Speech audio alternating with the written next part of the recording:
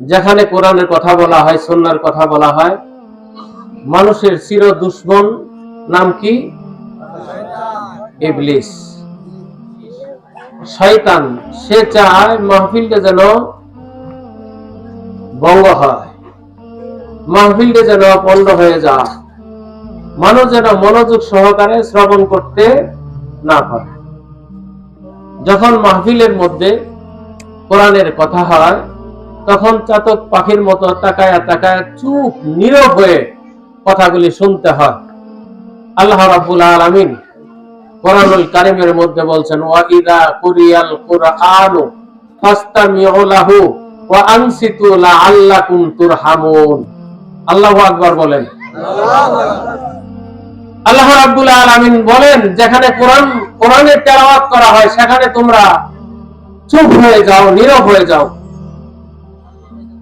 মনোযোগ সহকারে কোরআনের কথাগুলি শোনো। লাআল্লাকুম তুরহামুন, তাহলে তোমাদের উপরে আল্লাহর রহমত বর্ষণ হইতে থাকবে। আল্লাহু আকবার বলি।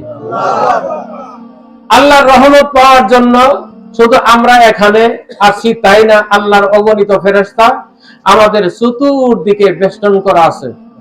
লা ইয়াকুদু কাউমু ইয়াযকুরুনাল্লাহা ইল্লা হাফাতহুমুল মালাইকা ওয়া গাশিয়াতুহুমুর রাহমা ওয়া নাযালাত আলাইহিমুস সাকিনাহ ওয়া যাকারাহুমুল্লাহু ফী মান ইনদাহু।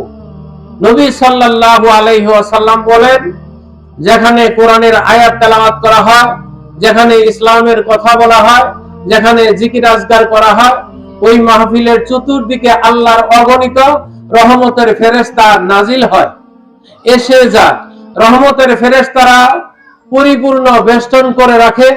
যখন জায়গা না হয় তাদের গাড়ির উপরে আরেক দল বসে যায়, এরপরও জায়গা হচ্ছে না, আরেক দল তাদের গাড়ির উপরে বসে যায়।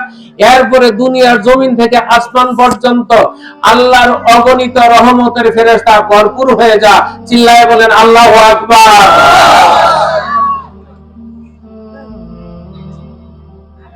তারপরে আল্লাহর নবী বলেন, দুনিয়ার জমিনের মধ্যে বান্দা আল্লাহর প্রশংসা বুজুর্গ